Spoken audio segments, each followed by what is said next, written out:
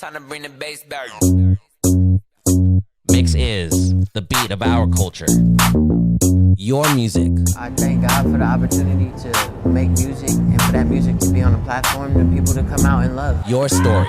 It's gold for the Philippines. The next generation of creators, artists, and filmmakers. We bring you the latest and greatest impacting people from our community. Spotlighting inspiring content from Generation Mix. It's just a true honor to be able to do this, especially with all the great Filipino talent here. Discover fresh artists first from around the world. Uniquely Filipino. Step back three. He has got that. Mix is the beat of our culture.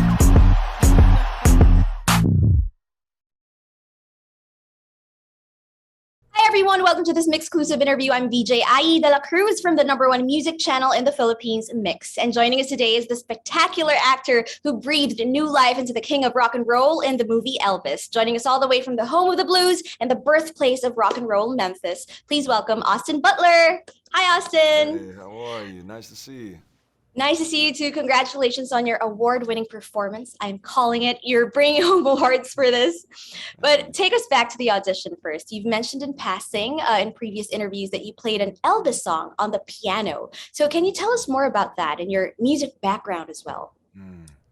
So my music background was my dad bought me a guitar when I was about 12, 13 years old. And I just fell in love with it. It became like therapy to me, where I was a very shy, introverted kid, and it was my way that I could spend 8 hours alone in a room just playing the guitar, and I loved it.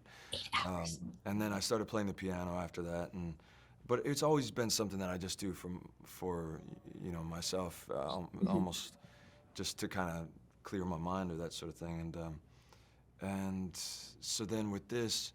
That what you were talking about with the audition and that song that I played, that came out of, I heard that Baz was making the film and I wanted to send him something, and my agent said, he's seen you act but he hasn't seen you sing, so I think you should send him something of you singing. So I was trying to decide what song to sing, and I recorded Love Me Tender, and I was in my bedroom when I recorded that, and I watched it back, and I couldn't send it because I just saw an impersonation. I saw all the external qualities in it. And so then a couple days went by, and then I woke up from this nightmare that brought up a lot of personal grief that I had, and it was related to my mother, and I knew that Elvis was so close to his mother, and how much it broke his heart when she passed away, and so in that moment it sort of merged the two feelings together, and it really hit me that he would put everything into song, so why not do that in this moment? And so I sat down at the piano and I sang Unchained Melody, but rather than singing it to a romantic partner, I sang it to my mom in that moment. And I wasn't focused on what I looked like or at all. My hair was a mess. I was in a bathrobe, and I'd just woken up, but I sent that to Baz, and that feeling of it not being about the external things, those not taking precedent over the internal life, that then became sort of the through line for the way that I wanted to approach the rest of it. And joining us today is a gorgeous and talented actress whom we've seen on Netflix's The Society and HBO's The Staircase, but now we'll be seeing her in her most iconic role yet as the Priscilla Presley. Joining us all the way from the home of the blues and the birthplace of rock and roll, Memphis, please welcome Olivia Dejonge. Oh my goodness. Hi, Olivia. What an introduction. Thank you. We are so excited to have you. But okay, you have mentioned in your interviews before that you have researched a ton about Priscilla. So during your research, Yes, what did you discover that really helped you with the role? I mean, a lot. I think that, first and foremost, her femininity and her softness and the way that she moved through the world with such grace. I think to counteract that, there was a bit of feistiness. There was some fieriness in her, which I always loved. She had a bit of bite, which I appreciated. I think, to learn that she was living in that house with, 6 other guys, married to Elvis. I mean, that's quite a feat, and you have to be quite a woman to put up with, 6, 7 boys under one roof. I can't imagine.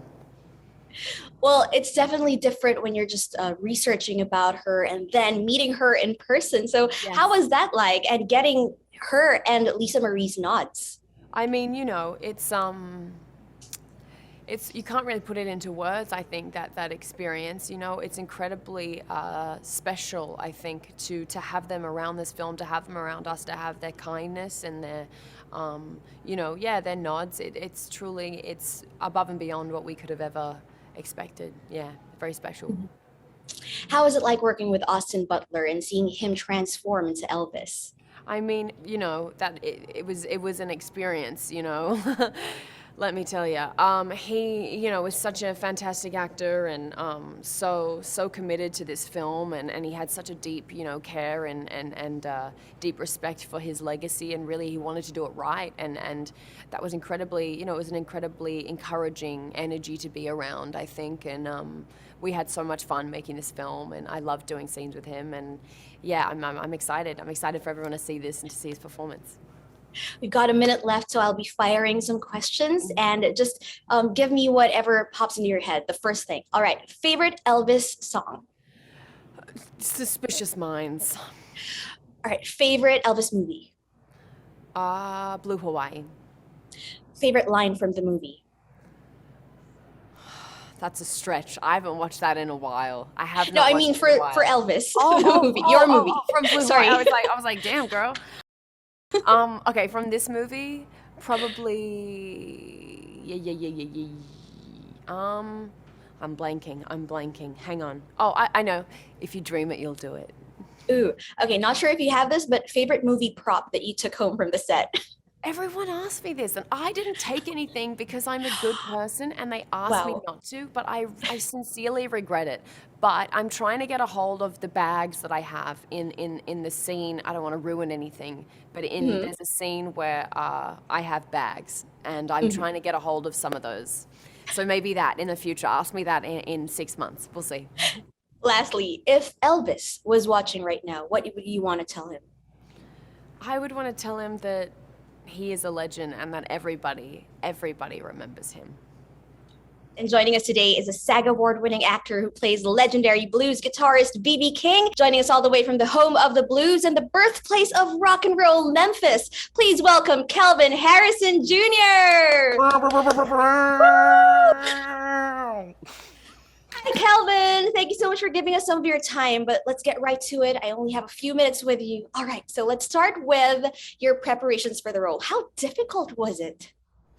Luckily we have YouTube, so I can go and do a deep dive, and I can type in specifically what I want in Google and kind of go, all right, I'm looking for BB King in the 60s, but then Google said we don't have footage from that time. So I was like, all right, Google. But then I started just listening to the music as much as possible and trying to find his voice and looking at pictures of him and just creating a little journal and using my imagination about what BB King might have been like at such a young age. And I heard you also had a BB King playlist. So what did you think about his music? I mean, what was your first perception about it? I was like, ooh, this is heavy. I was like, this is a kid who's been through a lot, he he's lived a life. And so I think a lot of it too is just trying to understand the different elements of how someone can sing and play from such a guttural place and so raw, but at the same time find a level of levity in this music so that it feels good and it's not too like daunting on the listener. So I'm impressed with you. Yeah. Well, of course, listening to him, researching about him is very much different from actually portraying him in the movie. So how is the experience like? And can you tell us, some stories on set that you can remember? Yeah, I mean, definitely. It's definitely always very scary when you're playing a real person, but Baz is such a uplifting director, and he really makes you feel like there's nothing you can do that's wrong. So we can try and start to, have the actor's job as experimentation. Let's see if this works. Let's see if this works. What actually locks me into the space? So there were a lot of days where, we would show up to set and me and Austin would be running lines, and then Baz would come in and be like, what do you think about this? And next thing you know, we'd all be sitting in the trailer and we would completely scratch the whole scene and restart. And we would start like being like, okay, what about if we said this? Or I watched this interview with him him today, and he said this back in like '72, and I thought that would be really interesting. And Austin was like, yeah, and I remember, Elvis would probably kind of do something like this, and maybe da-da-da-da. Because like, like that scene when we get inside the club, we kind of made that up on the day. So Wow. That's the fun of working on the film, We get to just improvise. Now I'm gonna give you a series of questions. Give me the first thing that pops into your mind. Oh, Favorite boy. BB King song? Thriller's Gone.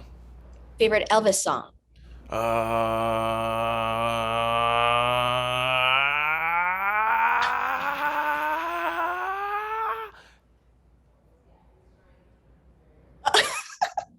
Did Can't you Help hang? Falling in Love. Okay, great. Favorite movie prop that you took home from the set? Oh my God, you're trying to ask me if I stole? Next question. Subtly. Favorite line from the movie? My line. If you don't do the business will do you. Oh, I love that line too. Favorite Elvis movie? Oh, I don't know the names of the movies. All right. If BB King was watching right now, what would you want to tell him? You sexy as hell, man. Yeah. Big Red. Joining us today from Memphis are two inspiring actors. First up, from being Diddy's backup dancer, he has become GQ's Model of the Year, and he now plays the role of the architect of rock and roll, Little Richard. Please welcome Alton Mason. Thank you. And with him is someone who went from living on the streets in London to becoming a 6-time Grammy Award-winning artist, who now plays the role of the original soul sister, Sister Rosetta Tharpe. Please welcome Yola. Hey. So great to meet you. Okay, so I'll get right to it. How difficult was it preparing for your iconic roles?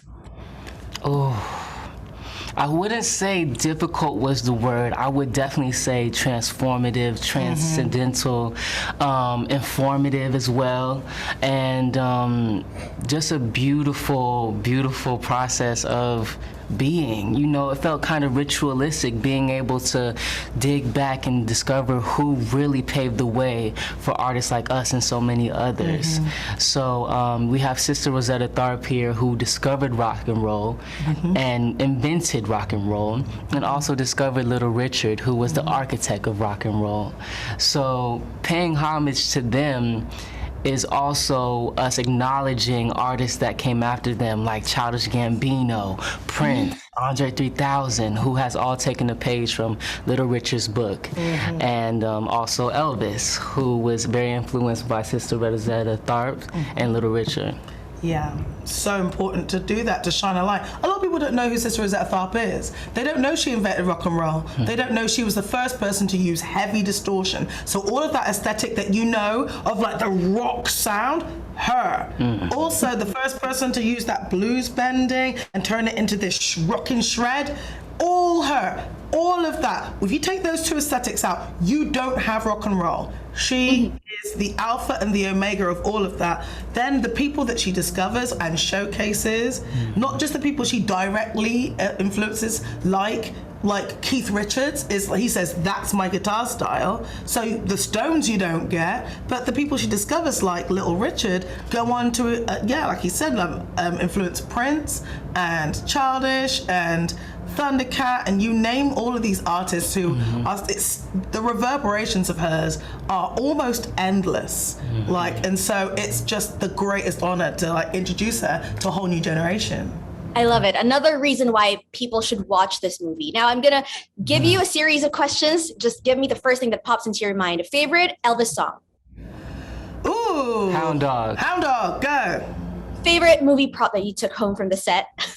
Ooh, I didn't take anything. I didn't even get to pick my prosthetic teeth, and they're made for me. Favorite line from the movie?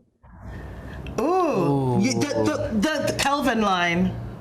Yeah, when he goes, hey, because Elvis is watching Little Richard, and he's like, ooh, I want to cover Hound Dog. And he goes, yeah, if you did that, you'd make a lot more money. And I was just like, that was a very astute kind of moment where we're not glazing over the whole segregation thing. It's like it's right there, It's like, yeah, this is kind of the blueprint of what happens later, and just for everyone to note that, like, this is why we have to give Black America their flowers, you know? Absolutely. Yeah, I agree. Exactly. Thank you so much for sharing so much. Elvis opens in Philippine cinemas on June 22. Please tell everyone. Thank you so much for joining us in this MYXclusive interview with Yola and Alton Mason. Bye.